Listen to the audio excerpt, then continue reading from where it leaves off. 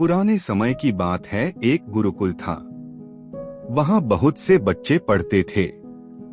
गुरुकुल के आचार्य सभी बच्चों को शिक्षा के साथ साथ नैतिक मूल्यों के विषय में अवगत कराते थे।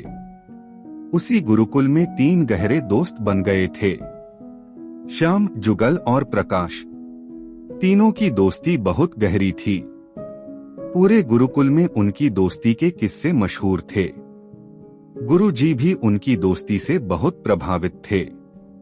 तीनों एक साथ रहते थे, एक साथ अध्ययन करते थे, एक साथ खाना खाते थे। उसी गुरुकुल में एक राजकुमार भी पढ़ता था। राजकुमार अपने घमंड में रहता था। वह तीनों को बहुत नीचा समझता था। एक बार आचार्य जी ने सभी विद्यार्थियों को बुलाया और सभी को एक छोटे से पहाड़ के पास ले गए। उसके बाद उन्होंने कहा, जो भी विद्यार्थी ऊपर तक चढ़ जाएगा उसे इनाम मिलेगा। सबसे पहले राजकुमार ने कहा, गुरुजी, सबसे पहले हमारा हक बनता है, हम पहले चढ़ेंगे। राजकुमार चढ़ने लगा। कुछ दूर चढ़ की ही वह फिसलकर नीचे आ गया। यह देखकर सब हंसने लगे।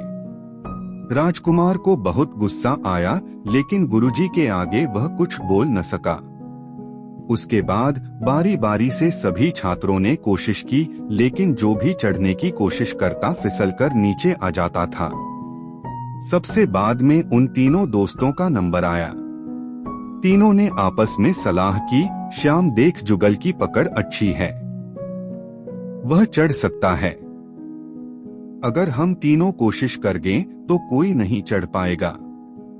हम एक काम करते हैं, मैं और श्याम नीचे से सहारा देंगे। पहले तू मेरे कंधे पर बैठ जा, फिर जुगल तेरे कंधे पर बैठ जाएगा। इस तरह वह आधी दूरी तक पहुंच जाएगा। ऊपर ज्यादा फिसलन नहीं है, वह आसानी से चढ़ जाएगा। हम तीनों न सही एक को तो इनाम मिल जाएगा। यह सुनकर जुगल बोला, ठीक है भाई, जो भी इनाम मिलेगा मैं तुम दोनों के साथ बांट लूंगा। श्याम और प्रकाश ने सहारा दिया और जुगल किसी तरह ऊपर पहुंच गया। कुछ देर बाद तीनों गुरुजी के पास वापस आ गए। उनकी एकता देखकर गुरुजी बहुत खुश हुए। गुरुजी ने एक चांदी की डिब्बी दी और कहा, बेटा, जब मुसीबत में हो तब इसे खोलना। चांदी की डिब्बी लेकर तीनों वापस गुरुकुल आ गए।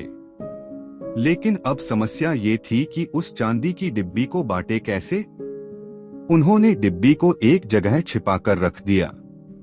उसके बाद श्याम ने कहा, हम तीनों में से जो भी मुसीबत में होगा वह इस डिब्बी को खोलकर देखेगा। इसी तरह कुछ दिन बीत गए। एक दिन तीनों अपने गुरुकुल के अन्य छात्रों के साथ जंगल में जा रहे थे। चांदी की डिब्बी उन्होंने अपनी जेब में रखी हुई थी। तभी वहां डाकुओं ने उन्हें चारों ओर से घेर लिया। सभी छात्र बहुत बुरी तरह घबरा गए। डाकू उन्हें बंदी बनाकर ले जाना चाहते थे। तभी उनकी नजर राजकुमार पर पड़ी। राजकुमार को उन्होंने पकड़ लिया, जिससे वे राजा से मोटी रकम, सोना चांदी लूट सकें। बाकी सबको छोड़ दिया। राजकुमार बुरी तरह रो रहा था। कोई भी उसकी मदद करने के लिए नहीं आ रहा था। जब वे राजकुमार को ले जाने लगे, तब श्याम ने चांदी की डिब्बी उनकी ओर फेंक दी। चांदी की डिब्बी में एक हीरा था।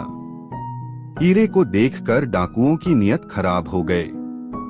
वे उस बड़े से हीरे को पाने के लिए आपस में एक दूसरे को मारने लगे।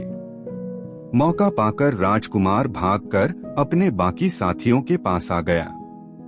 वे सभी भागकर गुरुकुल पहुंच गए। उधर हीरे के चक्कर में सारे डाकू मर गए।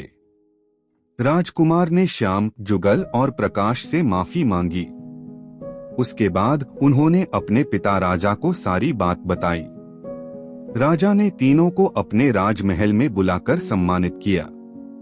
जब वे वापस अपने गुरुकुल आए तो उन्होंने अपने गुरुजी से पूछा, गुरुजी, इतना कीमती हीरा आपने हमें क्यों दे दिया। यह सुनकर गुरुजी हंसने लगे और बोले, बेटा, वह केवल एक कांच का टुकड़ा था, जो बिल्कुल हीरे जैसा दिखता था। उसका कोई मोल नहीं था, लेकिन वह अनमोल भी है क्योंकि उसने तुम सबकी जान बचा ली और तुम्हारे दुश्मन को सदा के लिए खत्म कर दिया। अगर तुम उसी समय वह चांदी की डिब्बी खोल कर देख लेते तो तुम उसे पाने के लिए आपस में एक दूसरे दुश्मन बन जाते। इसीलिए मैंने मना किया था। मुसीबत में तुम्हें हीरे से ज्यादा अपनी जान प्यारी लगी, इसीलिए तुम्हारी जान बच पाई। उस दिन जब मैं तुम्हें पहाड़ पर चढ़ा रहा था, तब तुमने एकता दिखाते हुए अपने साथी को ऊपर चढ़ाने में मदद की। गुरुजी की इस शिक्षा से सभी छात्र बहुत खुश हुए।